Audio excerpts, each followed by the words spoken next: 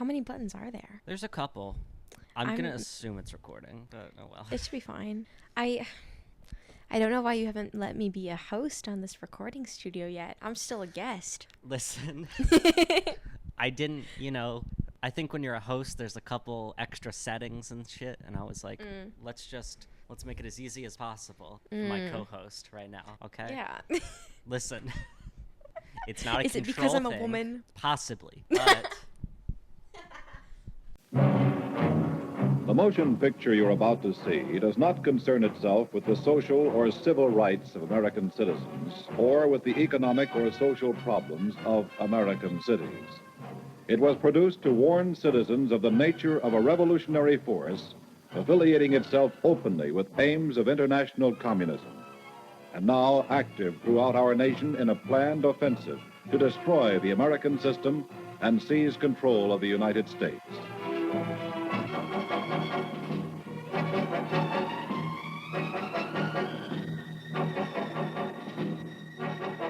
Garrett No, it's hates fine. women. Heard it here. I've had some run-ins. That's crazy. That's crazy. No. I love everyone equally. But yeah, I don't know. I don't hate women. I don't hate women. And You don't hate women. I don't hate women, and that's just technical shit. Okay, the listeners don't want to hear about the nitty gritty, high quality audio and video setup we have going. Do I make myself the host and you as the guest for the technicality of it because it feels good to have power? No. You know what? I think I'm gonna revolutionize our audience, and we're gonna have a coup, and we're gonna overthrow so that I can be the host. Well, okay. Sure. You get to send the link and everything to the chat. It'll be great. Yay! That's the only thing you get to do as host. Yeah. But yeah. How are you doing, Garrett? I'm thank you for asking. I'm doing okay. It's been a wild week, kinda. A lot of things in motion. My brother was in town, so Slay. yeah, he came down for a day. Very fun. And I'm hesitant to talk about my family on the podcast, given that they're all apparently diehard listeners now. But shout out to them. But yeah, my brother came in town, and we went to this museum that I really wanted to go to, and it was on like a World War II like Navy boat or something. Oh, okay. In the Hudson River. And Interesting. I'm not much of a museum person because reading is not my forte. A bunch of signs and shit. But once I was on it, I was like, oh, this is nice because it's different. You're on there, and I was very, very close to wearing my Vietnam veteran hat that I carry, but I just forgot it, so I was wearing a different hat. I think I was wearing this hat, and then as soon as I got there, I was like, thank God I'd grabbed this hat instead, because there were a lot of my fellow veterans, but perhaps of age veterans. Yes. That wasn't nice, but yeah, we looked at some old planes, and it was very fun, and then we got sushi. Very cool. Yeah, I never had sushi before, Actually?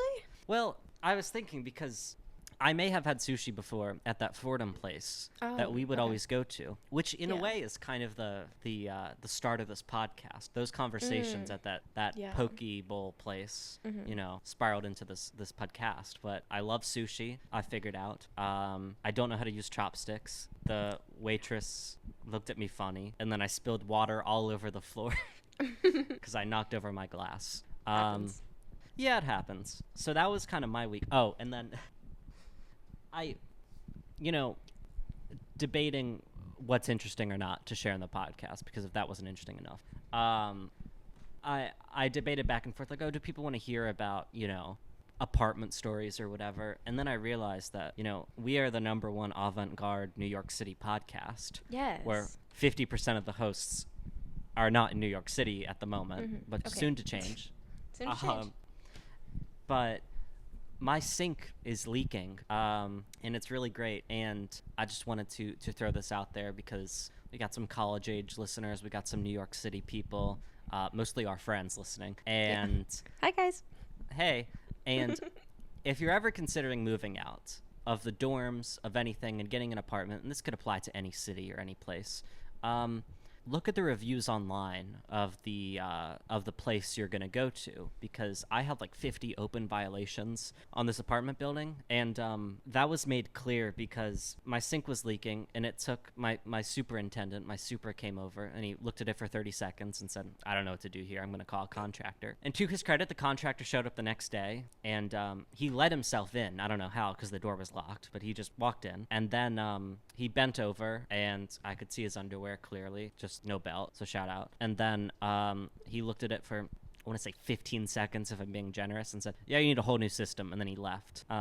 So it's great, and my apartment is going to leak into the apartment below mine, and I talked to the super today as I was smoking a cigarette outside, and he said, yeah, it's probably going to be like 3-4 weeks until it gets replaced.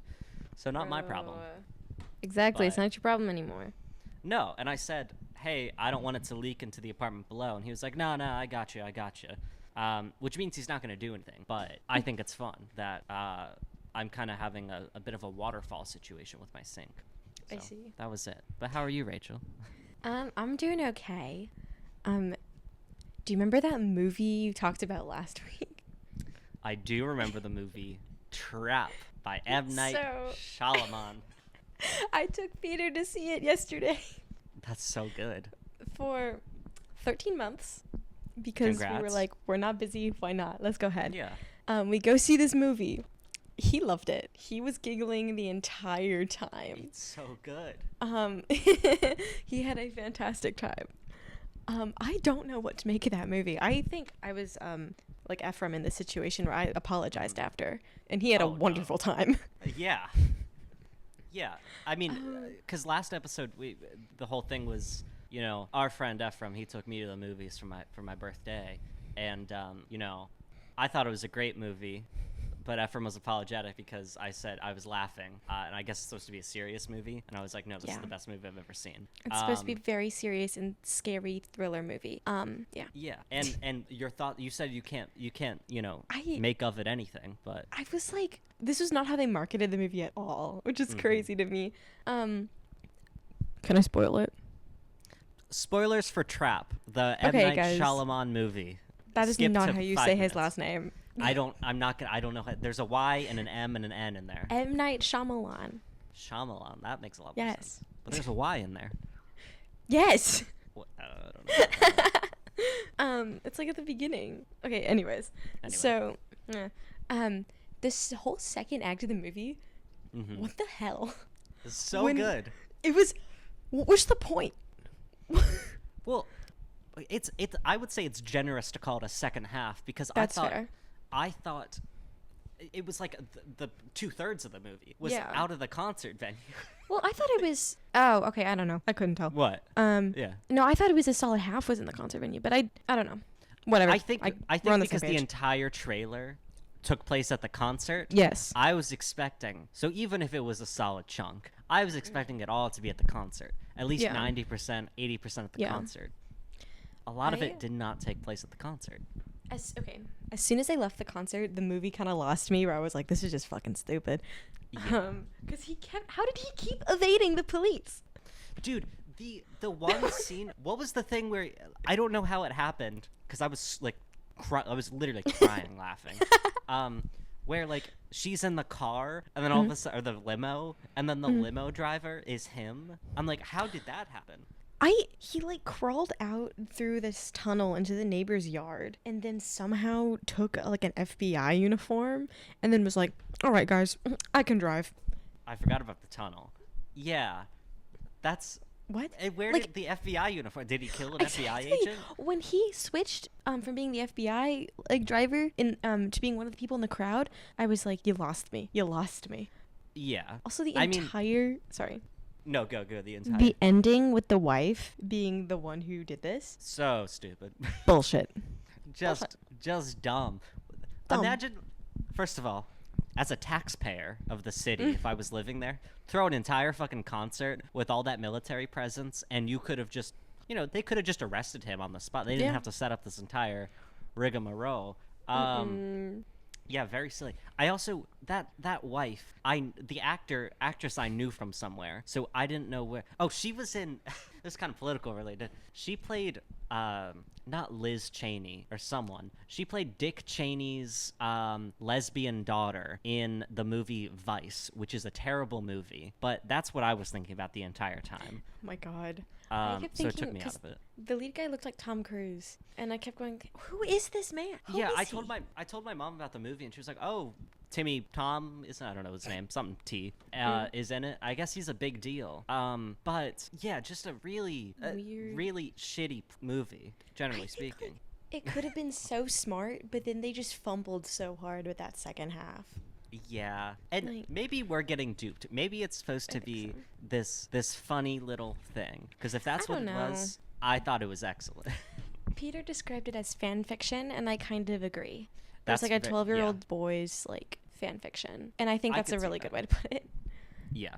But yeah, so we saw that yesterday, and I did want to provide an update. Also, I'm going to do a hard topic change. Hard topic left change. turn. Let me pull up my receipts. Ha ha ha. So last week, I talked about the religious organization that was harassing me Yes. while I was driving my car. And then I talked to Peter about it because I was like, this is bugging me. And he went, oh, I'll find out who it is for you. I was like, Investigative reporter. easy, go for it. And then he texts me and he's found out who it is. Do Can I dox them? Or are we going to get... Okay. Cease and desist. Cease We and got away desist? with the American Communist Party shit. They Oh. that flew under the radar. They didn't take We're us down. fine then. We got one hate comment for it. That's fine. So they are the Austin Restoration Ministries. This is like, they've been doing this for years, apparently, and there are several reports of them being like super aggressive towards people in their cars, which makes Yeah. sense because it's been multiple people who have yelled at me, or like been in my face. And then Peter was like, yeah, you need to call the police next time Oh, what? because it's a crime. Aggressive panhandling is a crime. Damn. I respect that. However, is there an actual religious element to it, or is it like a fake thing? I think it's a scam. There's a lot of Okay. these in Texas. Like, while he was researching, he found another one that like recruits like homeless people. That's okay. That's Great. an interesting tactic. Yep. And like gets them to like try to recruit other people in their cars. Yeah. But the word ministries makes me think it's religious.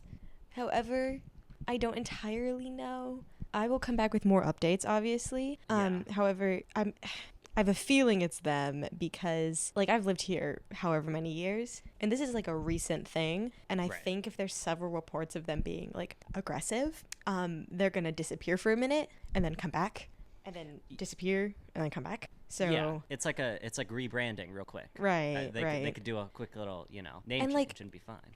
I was driving down, like, there's 1,000 churches here. There's so many. And I that's was, fun. like, driving in the neighborhood. I'm, like, looking at all the churches going, maybe it's this place. I am less inclined to believe it's, like, a, I don't know, like, a stand-up church. Or, like a Baptist church or, like, Episcopalian or something. Because, Yeah. like, I mean, obviously you can get in a lot of trouble for it. And I don't know if that's the kind of trouble they want to get in.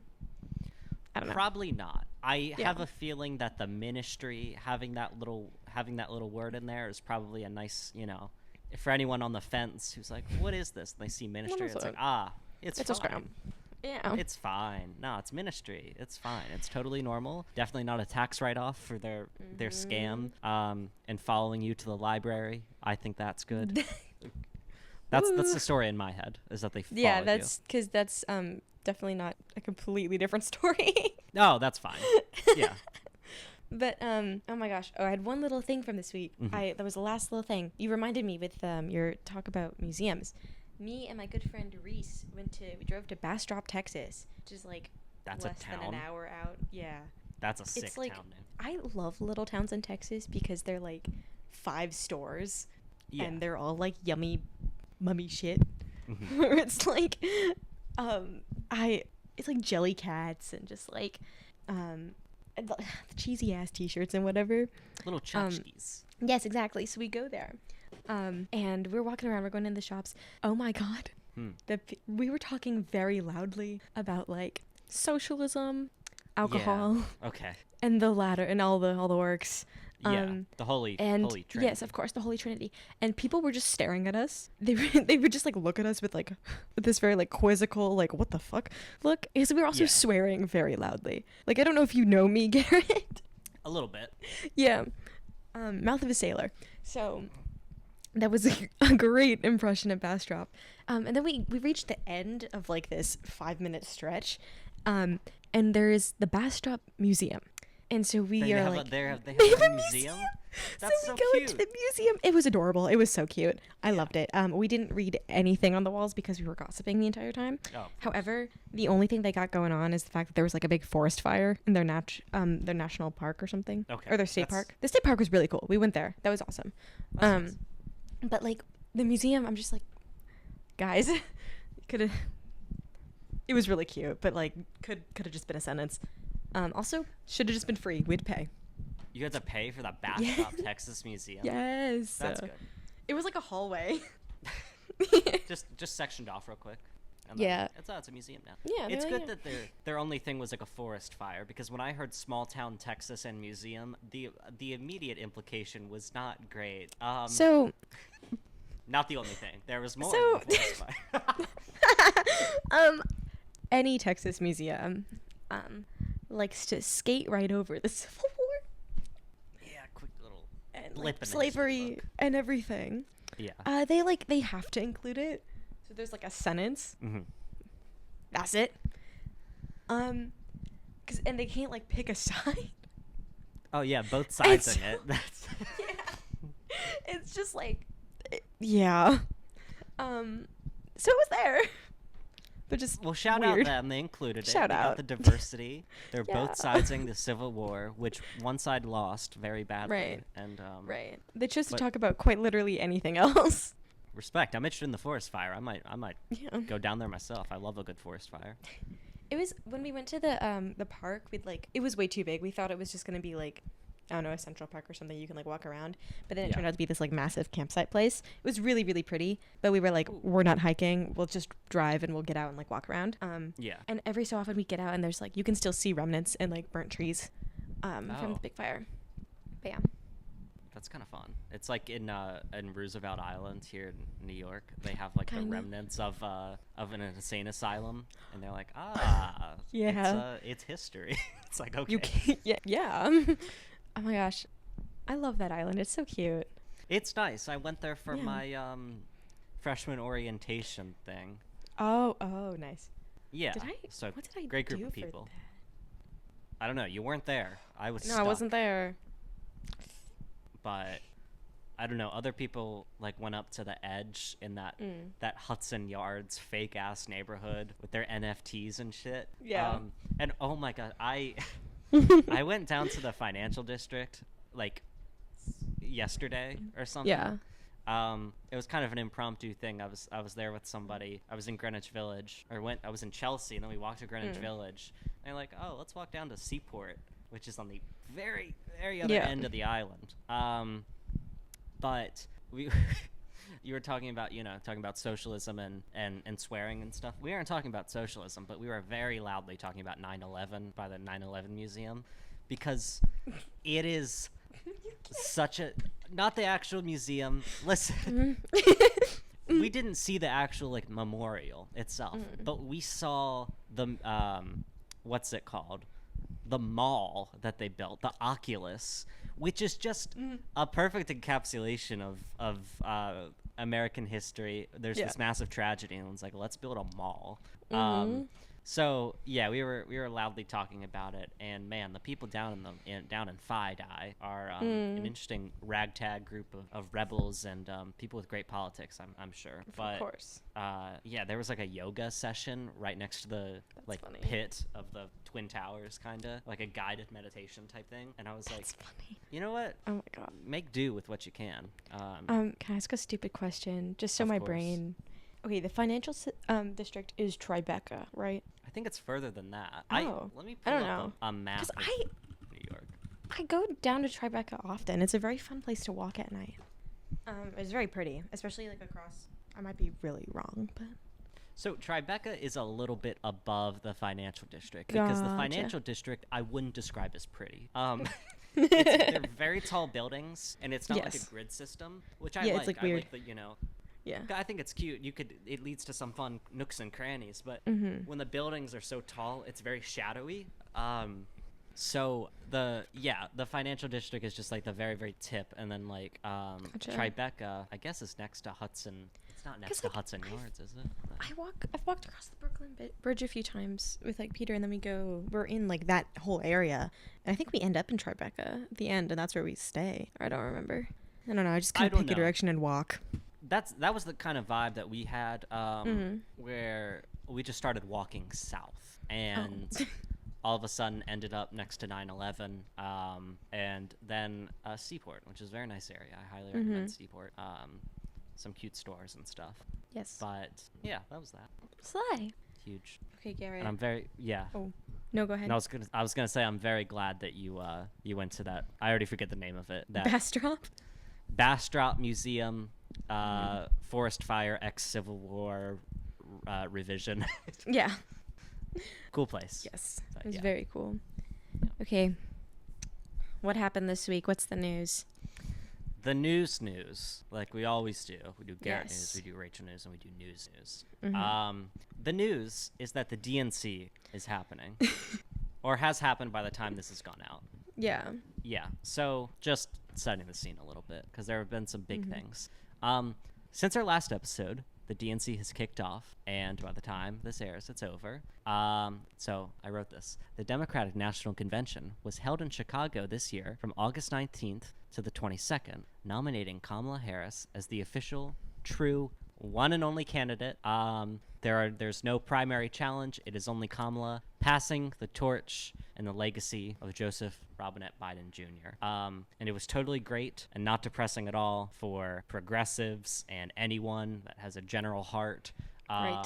Yeah. So I don't know. Have you watched any of the convention? Because I don't blame you if you haven't. I didn't really want to because I didn't care. I was going to, and then I just was like, whatever. I keep seeing. Okay, I find it super interesting because one of the articles you put in here, which I think we could skip straight to, or we can go back, of course. They refused a Palestinian-American to speak, which I didn't even know that. And then how many?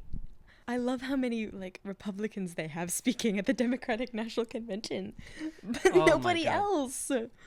They have like, they had Bernie, and he had a whatever speech. He's doing the same shit, and whatever, just retire. Abroad.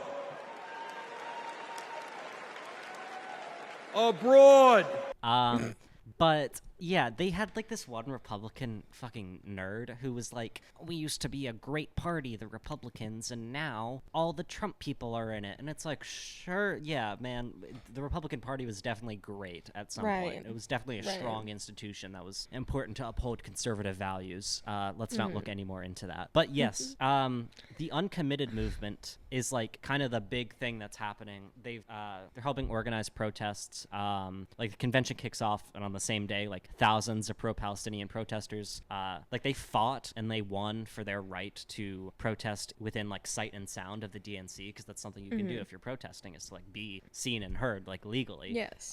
So they won that in the courts, or they were about to fight it in the courts, and then the DNC was finally like, fine, sure, or the not mayor's office, whatever city. And I think it's important to talk about the speaker lineup, because it's not just the response from like, the average like pro-Israel loser attending the DNC. The actual DNC is refusing like a simple ask to have a Palestinian-American there just to speak on the main stage. This is a tweet from Slate reporter Alex Salmon talking about the DNC's response to the uncommitted movement. Again, this kind of thing that's helping organize and getting some delegates to like be uncommitted or be a ceasefire delegate, which is kind of a not a ceremonial thing, but just to like show that, oh yes, we care about Palestine. This was the DNC's response to a very reasonable plea. He writes, uncommitted leader Abbas Alaway says they've received new word from the Harris camp, which is aware of the sit-down demonstration, because there was a little sit-down demonstration happening. Harris campaign's message. A speaker is not happening. Would something else work? Would you be open to a private meeting? It's a very simple thing. Give a 10-minute speech to someone, because they have like the family of an Israeli hostage on there. They have a Republican, several Republicans. They have a border patrol agent on there. just give a quick 10, a hot 5 even, to a Palestinian-American. And the Harris is like, nah, we're good. Would something else work? Oh, yeah. What's something else? What do you want? A fucking Kamala is brat sticker, which they are giving out, by the way. Wait, that's crazy. Yeah. I mean, Kamala is brat. She's brat in the way that that entire fucking meme has burned to the ground and irks me to my core now that everyone has gotten a hold of it. Yeah. But yeah, that's basically the Palestinian-American speaker thing. Yeah. Wow. We love the Democrats We do. taking L after L. And just, what the hell? What the hell? Yeah. And this is an ongoing thing because we're recording on Thursday. And I think the DNC is gonna end in a couple hours, so maybe, like Tim Walz, they kind of surprised us with a decent pick. Maybe from the woodworks, they're gonna have a Palestinian-American. Surely that'll happen. Surely. Surely this episode will be outdated and definitely not a perfect encapsulation of the DNC. Yeah. Yeah. Oh my gosh. Yeah. Oh man. No. Okay, I was reading all these articles that you put in, and I kept going, this feels like a free speech violation. This feels like a First Amendment violation. Yeah. Hello? What's going on? And also, like, some of the stuff was like assault even. I don't know if you Yeah, I looked at the article with the banner, and I was Yeah. like, all of that doesn't, that sounds a little illegal. That doesn't sound right. And if I just for those who are unaware, inside you had like some delegates who are for Kamala Harris, are Democrats, but they're just against the genocide, which is like kind of a base position, which I think everyone should be at, is Right. against the genocide. Bare And minimum. yeah, bare minimum. But these delegates, again, pro Kamala Harris, one of them was being hit with signs that say "We love Joe." Fucking banner signs, giant campaign signs. They're literally getting like whacked with them, or they were, just to characterize like how monstrous these people are. Yeah. Not realizing like friend from foe, a person that was going to vote for Kamala Harris that is voting for Kamala Harris, because they're so caught up in the fervor of like a massive convention for Kamala. Yeah, I don't know. That oh my god. Yeah. That actually, don't like you brought it. back a memory, lol. Oh yeah. The very first protest I went to was an abortion or pro-abortion rally. And I look over to my right, and there's this man with his 3 kids who all have like ear protection because we're banging pots and pans. Yeah. Wow. And these kids are too young, and it's over 100 degrees. It's July in Texas. Right. And I mean, sure, they're wearing enough ear protection, but like they were the oldest kid there was 6. One of those was a baby. Yeah, that's probably not good for the heat. And he had a gun on his hip, and he had a sign that said "Babies' Lives Matter." Oh damn! I thought this was like a pro-abortion guy. Yeah, I thought it was too. And then I was like, what is he doing here? What? Yeah. Because like at any protest, of course there's going to be a counter protest. This man was counter protesting, had a gun, and had his kids. You do not get all 3. You don't get all 3. Yeah, pick your poison there, dog. You got, that's, But like as all this 3 man is is there, insane. all 3 is crazy, especially because the kids are young. Yeah. And a gun at a protest, wild choice. Yeah. And I kept like, I look over because I'm like, oh shit, like that's incredibly dangerous. And I'm also worried about the kids overheating because it's Texas. It is hot. But people are like stepping in front of him, like trying to block the sign, get it out of here. Like as they should, because like, get the fuck out. Right. For that to be the energy of the Democratic National Convention is crazy. Oh yeah.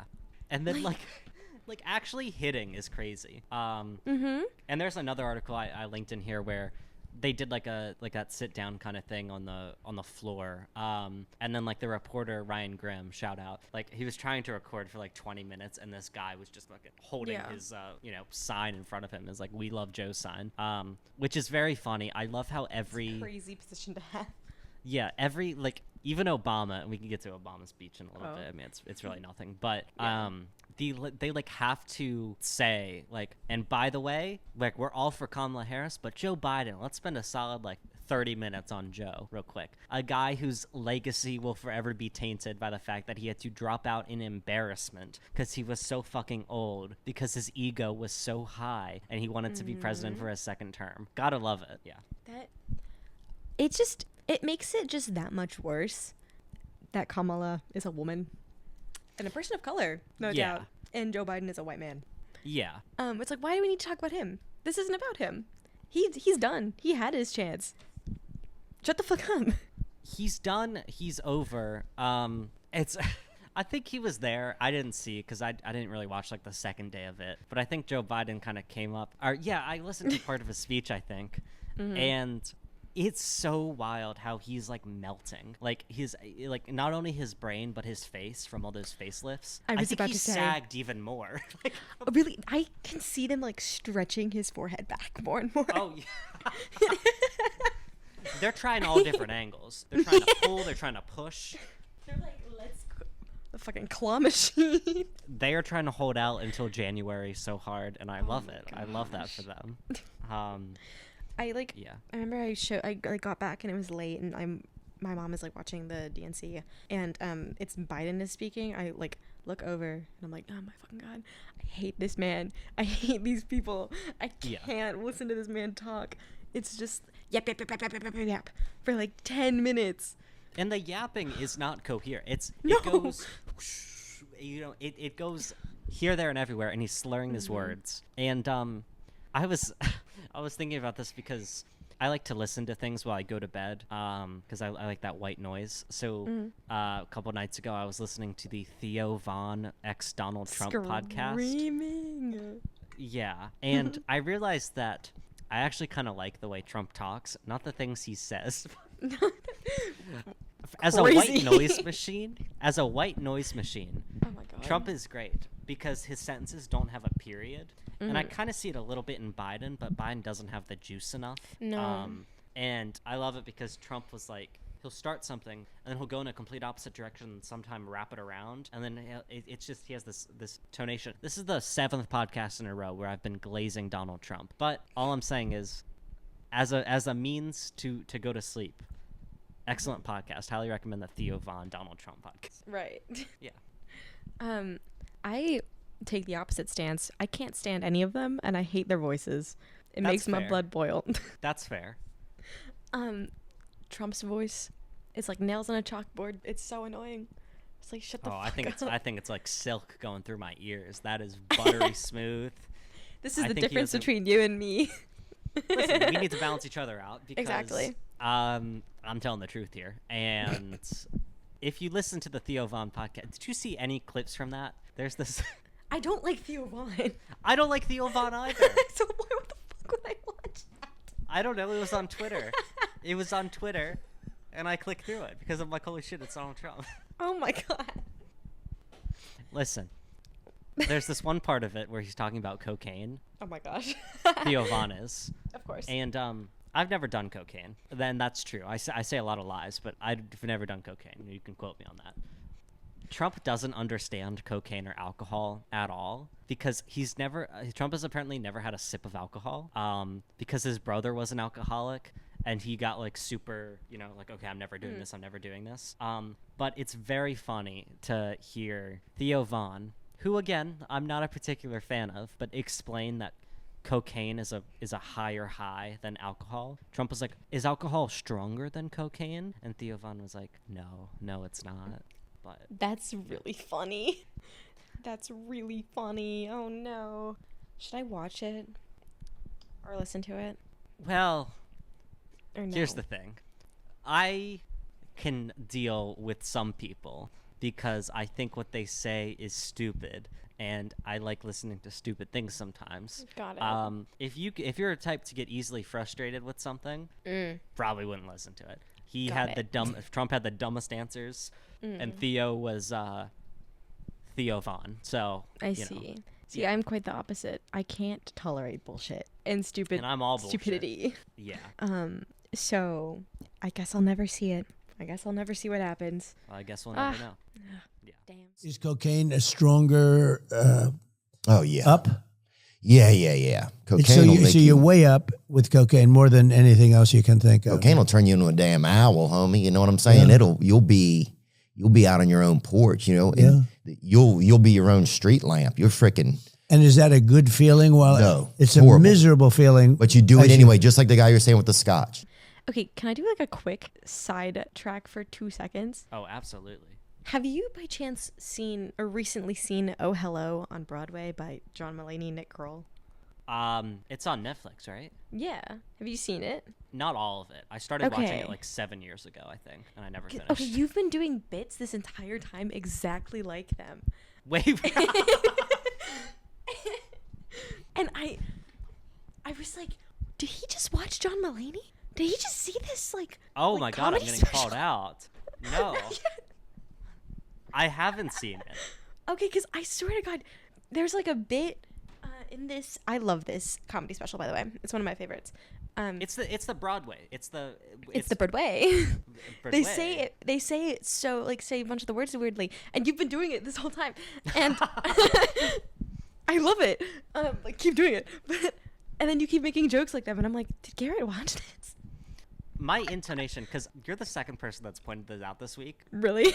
Yeah, and it was not a good moment because this was someone that I like, and they're like, you're doing this thing with your voice, and I was like, I need to stop being online. I need to stop speaking because I think what it is once I watch a TikTok and they're speaking in a certain way, I internalize it to a degree that I shouldn't. So constantly throughout 24/7, I'm thinking of the Dave Grohl Foo Fighters TikTok where Christopher Walken is introducing the Foo Fighters on SNL, and he goes, "Ladies and gentlemen, Foo Fighters," and he has that intonation where he emphasizes the second thing. So I don't think it's Oh Hello, but it could be because I'm a fake. I'm fake. So Okay, I'm glad we got that cleared up. yeah, You should finish that special. I love it. I think you'd like it. it's been a while. I like the premise. I like the premise of two elderly New Yorkers living together, I believe, is very Yeah. funny. You That's should good. watch it, and then we'll do a review. We'll do a review, and I'll talk like one of them Yeah. the entire time, which is Yeah. basically just talking like me. No. Yeah, sure. Okay. That's fine. Yeah. You know, my father, before he died, he told me two things. First, that he ratted out other Jews during the Holocaust. And second, and more importantly, he said you gotta be yourself. And that's what I'm trying to do every day in this crazy race, man. Is I gotta be me. I gotta be Gil. Let's divert back. Oh yeah. Tell me about Obama's speech. Okay, Obama's speech. I wanted to talk. The content is whatever, Yeah. but the energy of if you watch any replay of it, he walks out, and first of all, Michelle Obama goes before him, his wife, by the way.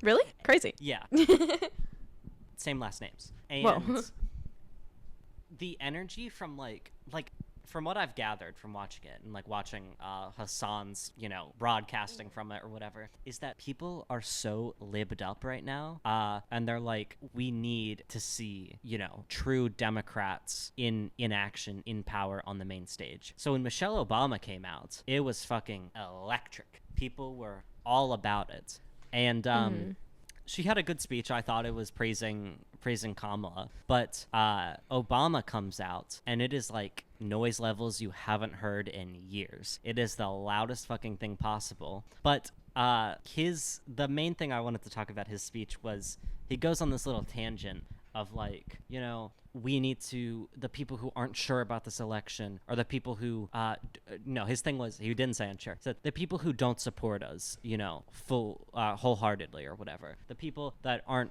sure, whatever, don't support us is the main thing. At first you think, oh, maybe he's talking about like pro-Palestine protesters. Maybe he's talking about bridging the gap with like more left people. As he goes on, he's talking about Republicans. He's talking about we need to reach across the aisle, not within our base, not expand our base. We need to get the Republicans. We need to be more moderate. And I was like, this is so sad because he's so good at speaking, and he's funny and he's charismatic and he's good. He's got all of it.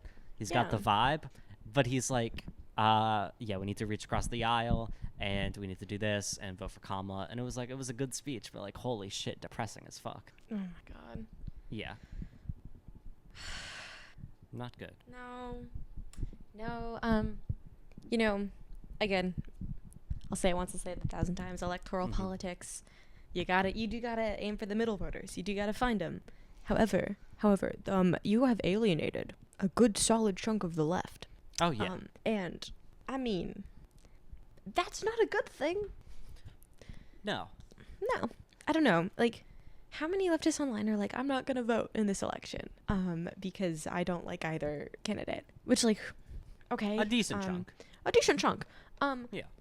And you know, I go back and forth about whether or not voting is the best option, but it's definitely not in any like establishment Democrats' best interest. So I don't really know what they're doing.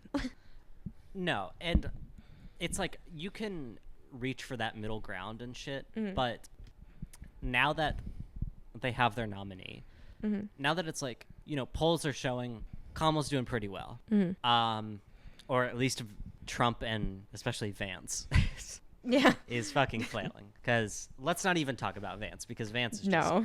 he's irrelevant. It's crazy because he is irrelevant, but he's also the VP nominee. I love talking about Vance, though. It's a guilty pleasure. It's a guilty pleasure. Good. Oh my god! Wait! Did you see this? Did you see this video of him going up to? I think it was not fast food, but like a kind of a hot dog type stand or whatever. I think it was, and I watched it on mute because I was on the train, but I read the captions, and he goes, "Hi, I'm running to be the vice president," and the person behind the counter is like, "Okay," just doesn't give a fuck, and that is a perfect encapsulation of Vance. But hi, I'm running to be the vice president. Girl, shut the fuck up. Oh, you got picked out of Reddit. You got picked to be the Reddit candidate, and you're losing, which I think is wonderful. The zoo has come to town. Thank you for letting us come in here. Yes, sir. Yeah. I'm sorry, man? Okay, yeah. She doesn't want to be on film, guys, so just cut her out of anything. Appreciate that, man. I'm J.D. Vance. I'm running for vice president. Good to see you. Okay. Can I lead you on a rabbit hole of Rachel thoughts? Oh, of course. Please because do. The Republican Party internally fractured, messed up. However, they are really good at mobilizing their base. For a party that's not even, like, that doesn't rely on populist policies. Yeah, yes. They're really good at being populist for some reason. Yeah. And it's crazy to me that the Democrats are not able to do that, and they are the populist policy, like, party. They have, like, it's everything is just given to them for this. Like, you could be the populist party. You can do it. And then they simply can't. And no. I don't know why we're still stuck on this narrative of compromise and reaching across the aisle, because, like, that would be great. That would be great. However, we do not live in a perfect world where that's possible. Yeah. So what are we doing? The bipartisan shit, like, that's why I was so frustrated, because I don't like working with people and people who disagree. Listen, Wow. No. People who disagree with me, and you generally agree with me, so I create my own echo chamber. But Biden's whole thing of, like, I'm going to reach across the aisle, I'm going to reach across the aisle, I'm going to do this, I'm going to do this, I'm going to do this. And then he tried to, and then he failed on, like, every single thing.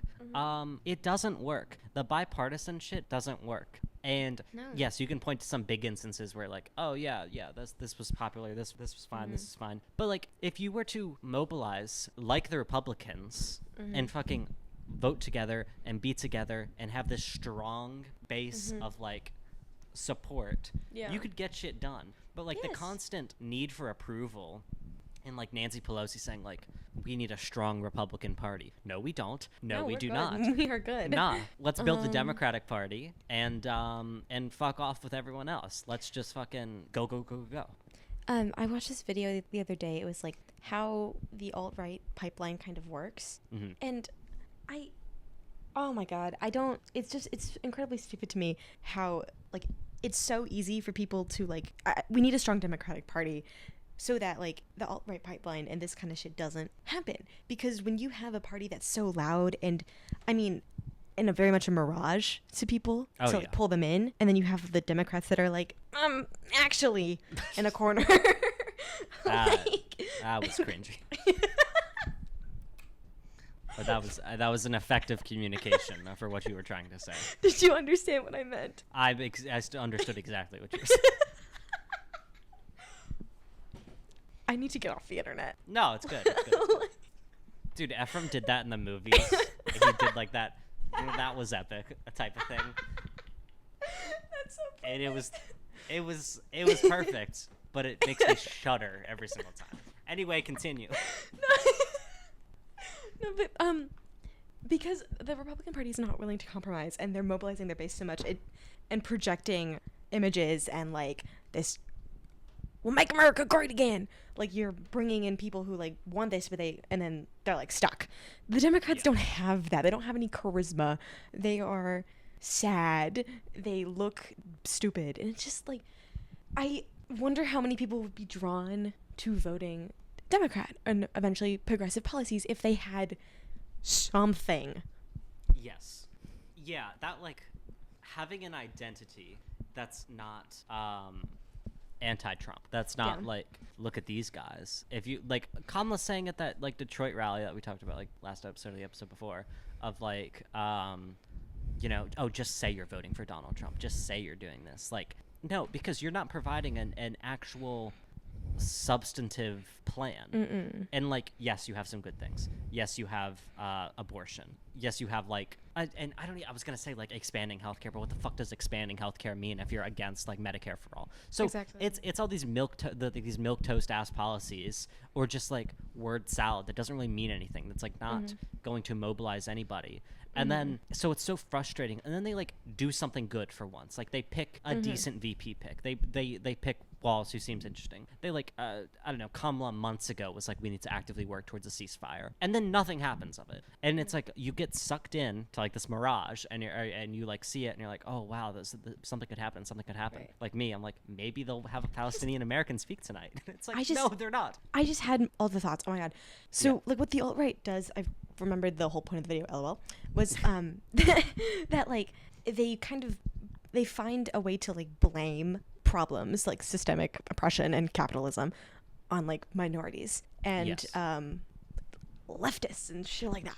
Like these people who want to, I don't know, take away whatever. Like they want to take away your gun. Like, okay, maybe you shouldn't have that. But anyways, the left like has that built in. Like, have we read the Communist Manifesto? Like, a little bit. Like we have, like they are making shit up. Again, handed to them on a silver platter. Yep. Yep. All of those, actually. Yeah, all of them. Yeah. God damn it. They have Karl Marx's writing to blame angry people's problems on. Yeah. Or like show you, hey, this is why you're mad. This is why you're upset because you have no ownership. Yet they have two brain cells that are rubbing together to produce a spark, and that spark is, let's reach across the aisle.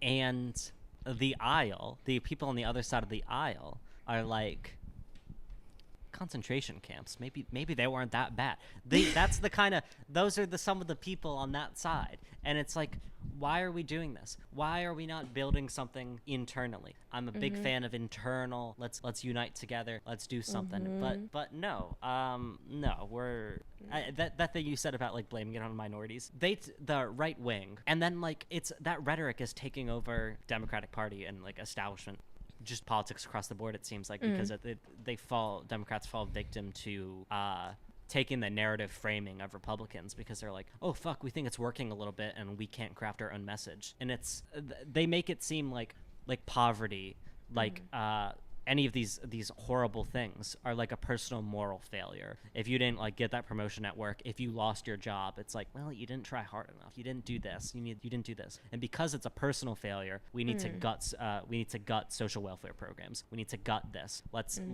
take all this away and be hyper individualistic. And yes, of course, the Democratic Party is more open to government than and government working than the Republican Party. But then in terms of like uniting a base, in terms of doing anything meaningful and creating an actual coalition of progressive people, they're turning their back. They're not going to do anything, and it frustrates me how successful they are actually in this election, election cycle, that Democrats seem to be gaining momentum. And I think that's because people are tired of Biden and people are sick of Trump's bullshit or whatever. But it does make me hopeful that the amount of protests and actual like tens of thousands, hundreds of thousands, millions of people across the country in regards to Palestine specifically, something which everyone should be on board if you have a heart with, like the emancipation of the Palestinian people, that there's actually some movement around that and in opposition directly of Democrats who are in power right now. That makes me hopeful, but yes, I am fucking terrified of what's going to happen. Yeah. I wonder what will happen in the next 10 to 20 years when it's like our generation who is running for office, because there is a divide, I find, between people. Like there's just like, I hate to use the word radical because I feel like it's misused, and American politics in itself is like its own subgenre of politics, or like it just requires a lot more study, I think. But like, hate to use the word radical. There's a divide between like the radical left and the radical right. The radical left. Taking your guns. Taking our guns. They are indoctrinating you with communism. Amen. Yeah. I fucking wish. Oh my God. Trump posting an AI image of Kamala at the DNC. That was crazy. But it's fucking the communist shit. I'm like, I wish, brother. Where is this? Yeah. Oh my God, did you see he posted like AI photos of Taylor Swift? Which, no. What? Oh my God, he did. He posted like AI. Oh yes. She's endorsing him. And when I was at a friend's house the other night having dinner with her and her family, and her dad goes, "Do you think Taylor Swift is going to endorse Kamala?" And I was like, "No, because she's just a white feminist." No. She like low-key, I don't know, she rode so hard for Biden. One of the words. Like years ago, she had this documentary where she was like, "I need to support Biden."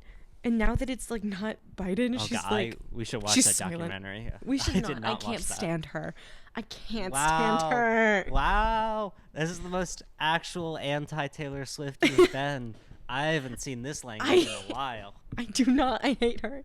I hate her so much. I'm not a fan particularly. Okay. There was a moment where I was like, yeah, her music's fine. Why did Macklemore have to be the one to make a song about Palestine? Bro, Macklemore fucking white boy swag. Whatever he did. That was crazy. Shout out. Yeah. But like after that, I was like, okay, actually that's kind of gross that like you can't speak up or say anything, especially with like she's almost too big to fail. Yes. And then like there's like evidence of her every time another female artist is about to like pass her on the charts, she comes up with a new album. Oh my God. Yeah, or I any love sort those of new album. tweets. I hate it. Where it's like whatever artist or like Billie Eilish or something posts new album and it's like, oh, we're about to get fucking Tortured Poets Department the midnight CD release extra 2W whatever. It's like, okay. Yes.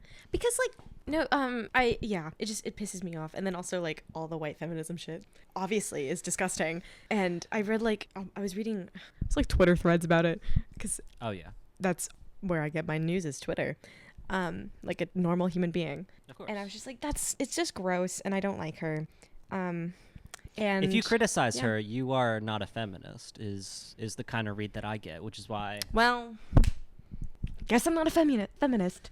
I know, and we started this podcast by saying I hate women, so. Fuck, guess I hate women too. There you go. Yeah, it's, I don't know. I think Taylor Swift will endorse Kamala? Probably not. I think Kamala's kind of got this in the bag right now. I don't think she has to make fucking riding with Kamala cookies like she did last election. But if we wanted to talk about this real quick, Taylor Swift appears in some Pentagon intelligence report, which I found very funny. Yeah, and this is kind of a nothing burger of a thing, but it was just, you mentioned Taylor. is that I guess some people in the Pentagon and the Joint Military Information Support Operations Web Operations, Jesus Christ, no, that has to be a typo. No, I guess that's the full name for it. That little subdivision of the Pentagon needed some busy work to do, and I guess Taylor Swift canceled her concert because ISIS threatened. Yeah, there were like 3 concerts in like Vienna that she canceled. I remember because I got like a wall of like Instagram stories of like Taylor Swift cancels concert after terrorist threat. Yeah. Listen, there have been some horrific things to happen at concerts. ISIS that's Taylor Swift and ISIS in the same sentence is objectively very funny. And I'm sorry. And no one got hurt here because she canceled the concert, so good on them. But ISIS. I just... yeah. It's the most random, like, not on my bingo card at all. Yeah. So that was the whole point of this thing, was that she canceled some concerts, and because of that, the CIA was like monitoring Twitter about anybody who tweeted Taylor Swift in Arabic. They like tracked it. So I'm like, that's a good metric of terrorism, right. Or possible terrorism, is people tweeting it in Arabic. That's not, whatever. But yeah, anyway, Taylor Swift is in a Pentagon intelligence report, and she's not going to endorse Kamala, is our truly Orwellian prediction. Hopefully, she'll make a turnaround and do so. But maybe I would be more inclined to, or I would be happier if she spoke about Palestine a little bit. If she were to, say something. The thing is, like, it's unfortunate. I just don't think she's going to. Oh no, she's absolutely like for either. There's a higher chance she could endorse Kamala, but like not by much, by like a 2% margin. Yeah. I don't understand. She's too big to fail, and that's all I'm gonna say on that, because I love Taylor Swift and I love the Swifties, and I'm a Swiftie, and go Swifties, and Tortured Poets Department is a great Midnight's album. CD2W whatever fucking. Yep. Is that the latest? Oh, Midnight. No, Midnight's was. No, Midnight's was like 2 years ago. Tortured Poets Department was the latest. 2 hours. 2 hours. That's crazy. And that song about. I'm sorry. I'm gonna get into it a little, because holy shit, that was so bad. How did you mess up that badly? If I could go to any decade, it would. It'd be fucking. What was it? 1860s. 1830s. But without all the racism. My God, what are you doing? Jack Antonoff, what is it? What are you doing here? I don't know. That was a crazy line. It was a crazy line, and also to have it on some dumbass beat that was also used for every single other song in that entire album, the same fucking beat and tempo. Yeah. Oh my God. No, because I remember I was listening to it, and then like 30 minutes later, I like checked my phone and I went, how many songs has it been? Because they all sounded the same. That's the one thing I'll say. I won't say anything about Taylor Swift as a person, but Jesus Christ, that music is pretty fucking repetitive, at least the new shit. Yeah. Also, okay, back to the song with the 1830s line. Yeah. You know how many people have to like check that? Like, there's like, this is a process. I guess 0. They're like, yeah, good job. You wrote a song. They were scared of her. They were like, the 40 people who had to get that approved for like Universal Music Group or whatever. It was like, yep, we're gonna run with it, and we have no comments, and this is great, and we support the artist's integrity here. I'd like to imagine that somebody was like, this might be concerning, and she was like, no. I said without the racism. Yeah, you're missing a key segment here. This is important. It's like, well, the 1830s was quite a decade. Yeah, why the 1830s? What was the whole thing? Well, you could have just said like, oh, I want to move to the country and live a simple life. But 1830s specifically, no, you're missing the key part. No. Without the racism. Oh, I fucking love Taylor Swift. Oh my God. I saw these last thing. All these memes on Twitter making fun of her for being like, so you want to have cholera? You want to have no voting rights? Oh yeah. Listen. No, I got nothing to say. I'm not defending Taylor here. There's really nothing. I like some of the songs. Listen, I like some of the Taylor songs. What the fuck does she know about the 1830s? Oh, I know. I used to like her music, and now I can't listen to it. Shake it off. I'll vibe to it. Listen. No. Okay. She's got some good singles, and that's all I'll say. Mm-hmm. Anyway, before we continue this much, we're gonna end it. I did want to say real quick, because we did skip it. Just in line with this DNC shit, Muslim Women for Harris, which is like kind of an activist group, which is self-explanatory. They were Muslim women who supported Kamala Harris, disbands and can no longer support because of the Palestinian-American speaker not happening at the DNC.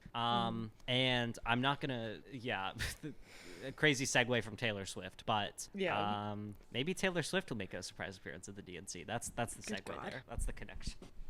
Good. Anyway, I think that was it. That was a passionate ending. Shitting on Taylor Swift, or I did. If the Swifties come after us, they'll come after me.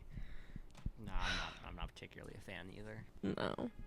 I'm playing both sides of the. You're both sides in this one. Yeah, I reached across the aisle. Yeah. Like, Swifties, I understand you. You also want to go to the 1830s. You also want to get cholera. Yeah. That's the vibe. Anyway, gang, thanks for listening. Thanks for watching. Thanks for listening, especially if you're listening, because listening is where it matters. I believe we are fastly approaching #1 in the New York City avant-garde comedy podcasts, which is a specific chart on Spotify. So keep following, keep reviewing, keep doing everything, and follow us on socials. Yes. Oh my God. Please check out the Twitter and the Instagram.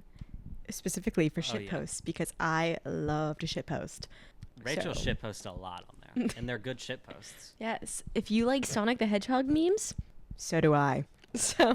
Yes. If you sometimes I wake up at like 4 p.m., which is normal wake up time, and I have like 9 Sonic memes from Rachel. So if you want that same experience, follow our Twitter and Instagram. Okay. And also sometimes at like 3 a.m. I'll tweet like, does anyone love a podcasting boy? Because I'm like, I can't sleep, and I'm like, this is the kind of content we need for True Orwellian. I low-key love opening our Twitter. It's like random points of the day and seeing what's going on, because sometimes there's just random shit there. Sometimes I'm going through it, okay? And instead of posting on my main, I'm like, fuck it, I'll post on the podcast main. There's a clear brand difference between our styles of posting. Yes, you can clearly tell who is posting what. If any of the posts end with like a :3, little kissy face, cat face, that's probably from me. Just letting you know. Yeah. We're good. Anyway, gang, episode 7, True Orwellian. Thanks for listening. Thanks for watching. Bye. Bye.